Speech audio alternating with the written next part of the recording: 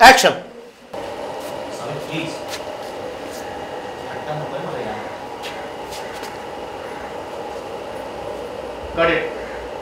Role हा एका चांगल्या मुलाचा रोल आहे. तो बेसिकली शिक्षण संस्था हे मध्यवर्ती विषय घेतलेला आहे. हा विषय आहे बेसिकली ह्याच्या या शिक्षण संस्थेच्या अवतीभोवती ही गोष्ट फिरते. हे बघा, अन्न वस्त्र निवारा ह्या जशा माणसाच्या मूलभूत गरजा आहेत तसंच शिक्षण ही काळाची गरज आहे.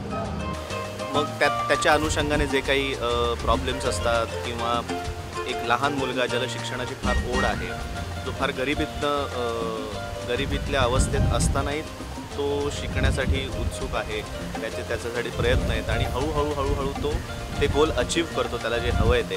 पण ते गोल अचीव केल्यानंतरही त्याला अनेक प्रॉब्लेम्सला फेस करावं लागतं. अशा त्या राम या मुलाची ही गोष्ट आहे. हे अति होत आहे सर, माझ्या वरपर्यंत ओळखी आहेत. हे प्रकरण तुम्ही इथेच मिटवलं नाहीत तर तुम्हाला महागात पडेल. परीस हा नावाप्रमाणेच जसं पोलादाचं परीस होतं असं म्हणतात, तसंच एका गावातल्या खेडवळ मुलाच्या आयुष्याचं सोनं कसं होतं हे सांगणारा हा विषय आहे आणि म्हणून त्याचं टायटल परीस असं आहे. जातोस? हो, सातवीत आहे. अभ्यास करतोस की नाही? वेळ मिळेल तेव्हा. साहेब, मी बी मोठा झाल्यावर तुमच्यासारखा मोठा साहेब होणार आहे. कथानक असं आहे की एक टपरीवर काम करणारा सर्वसामान्य गरीब मुलगा आणि त्याला मिळालेला एक संदेश, एका महान माणसाने दिलेला संदेश, त्या संदेशाचा वापर करून तो त्या कष्टाने, मेहनतीने, अनेक परिस्थितीला तोंड देऊन तो मोठा बनतो आणि मोठा बनल्यानंतर सुद्धा त्याच्यावर अनेक संकटं येतात. अनेक संकटं अशी येतात की तो त्याच्यामध्ये सापडतो आणि त्याच्यातनं तो कसा स्वतःला सोडवून घेतो त्याचं हे चित्रण आहे. त्याच रामच्या कसोटीचा हा क्षण. राम रे, ही लढाई तुझ्यातल्या स्वत्वाची, तुझ्यातल्या सत्वांची आहे राम. तुझा आत्मविश्वास, तुझा स्वाभिमान ढळून न देण्यातच तुझी परीक्षा आहे. माझ्या सरांनी माझ्यावर अविश्वास दाखवला. आता मी एकटा पडलो आहे सामी. उमेश कामत हा मोबाईल चेहऱ्याचा आर्टिस्ट आहे. म्हणजे त्याला ज्या कॅरेक्टरमध्ये आपण पाठवू ती कॅरेक्टर करणारा तो माणूस आहे, तो आर्टिस्ट आहे. म्हणून मी त्याला नट नाही म्हणत, मी त्याला आर्टिस्ट म्हणतो. मला सांगा, वर्षाला किमान 2 शाळांचं तरी भूमिपूजन तुम्ही करता. तुम्ही 7वी नापास, मग एका मागोमाग एक अशा शाळा सुरू करणं कसं काय शक्य होतं तुम्हाला? नाही म्हणजे यामागची तुमची धारणा काय? कसं आहे राजू, लहानपणी शिक्षण अर्धवट सोडावं लागलं, कधीच पुरं नाही ना होऊ शकलं, पण त्याची सल मनात राहून गेली. बा जसा मोठा होत गेलो तसं ठरवून टाकलं, या भागात कुणी बी शिक्षणापासून वंचित राहता कामा नाही. हो नाही, एक वेळ घरामध्ये अन्न नाही शिजलं तरी चालेल राजे हो, पण शिक्षण भेटलंच पाहिजे. एक लहान मुलगा ज्याला शिक्षणाची फार ओढ आहे, जो फार गरिबीतल्या अवस्थेत असतानाही तो शिकण्यासाठी उत्सुक आहे, त्याच्यासाठी प्रयत्न आहेत आणि हळूहळू तो ते गोल अचीव करतो, त्याला जे हवं आहे ते. पण ते गोल अचीव केल्यानंतरही त्याला अनेक प्रॉब्लेम्सला फेस करावं लागतं. अशा त्या राम या मुलाची ही गोष्ट आहे. मी या सावित्री नावाचं एक कॅरेक्टर करते, जो या कथेचा हिरो आहे राम, त्याची बायको आहे. बायको म्हणण्यापेक्षा ती त्याची मैत्रीण आहे, ती त्याची सहचारिणी आहे आणि त्याला प्रत्येक गोष्टीत ती समजून घेणारी आहे. म्हणजे जसं आपण म्हणतो की एखादी स्त्री जर भक्कमपणे एखाद्या पुरुषाच्या पाठीशी उभं राहिली तर त्याच्या आयुष्याचं सोनं होतं आणि तशा प्रकारची स्त्री मी या भूमिकेतनं साकारते. तू माझं इन्स्पिरेशन आहेस सामी. तुला काही झालं ना तर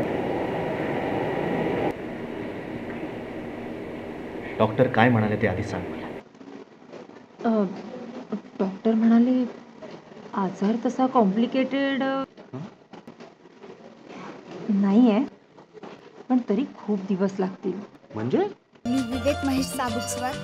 परीस या चित्रपटात माझं नाव राम्या म्हणजेच रामचंद्र आबा धायगुडे दाखवले. मी एक गरीब मुलगा आहे ज्याला शिक्षणाची हौस असते, पण त्याला त्याच्या गरिबीत शिकता येत नाही. आणि मग नंतर तो मोठा होऊन एक शिक्षण अधिकारी बनतो आणि गावात सगळ्या शिक्षणाच्या सुविधा मुफ्त वगैरे आणि गावात शिक्षणाचं महत्त्व पटवतो. आणि माझ्या मोठेपणाचा रोल उमेश कामत सर करत आहे. काय आता अजून काय ऐकून घ्यायचं राहिलंय? हे जे पेपरमध्ये काही छापून आलंय, सगळ्या शहरभर मीडियामध्ये तुमची चर्चा चालली आहे, पेपरमध्ये तुमचा फोटो छापून आलाय. पण सर हे सगळं खोटं आहे हो. तो फोटो खोटा आहे, ती बाई खोटी आहे. एक मिनिट मिस्टर राम धायगुडे, तुमच्या कुठल्याही बोलण्यावर मी विश्वास ठेवू शकत नाही. म्हणून परीस चित्रपटाबद्दल सांगायचं तर ही एका लहान मुलाची कथा आहे जो चहाच्या टपरीवरती काम करतो आणि त्याच्या आयुष्यात अशी एक व्यक्ती येते की त्या व्यक्तीच्या मोटिवेशनमुळे किंवा त्यांनी दिलेल्या काही 4 उद्देशाच्या मुलांमुळे त्याचं आयुष्य एकदम चेंज होतं आणि त्याला शिक्षणाचं महत्त्व पटतं. आणि त्यानंतर त्याचा शिकण्याचा ध्यास किंवा त्याच्यासाठी करावा लागणारा स्ट्रगल, ते करताना त्याच्या पर्सनल लाईफमध्ये येणाऱ्या अडचणी आणि त्या सगळ्यावरती मात करत करत तो शिक्षण अधिकारी बनतो. शिक्षण अधिकारी बनल्यानंतर त्यांनी जे शिक्षण क्षेत्रासाठी जे आमूलाग्र बदल घडवून आणले किंवा काही प्रयत्न केले, ती सगळी कथा गोस्वारा या चित्रपटाचा आहे. परीस हा चित्रपट म्हणजे इमोशनल पण आहे आणि म्हणजे प्रत्येक जण बघू शकतो, लहान मुलापासून मोठ्या वृद्ध माणसापर्यंत.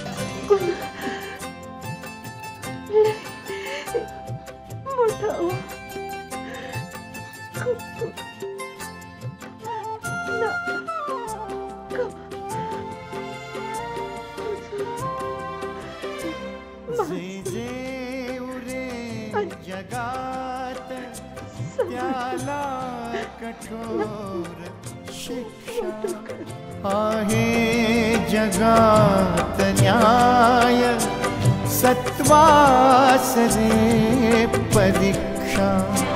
आकाश वाट पाहे अंकुर हा अधीर, आकाश वाट पाहे अंकुर हा अधीर. तेजोमयी जिण्याचे तुम्हीच शिल्प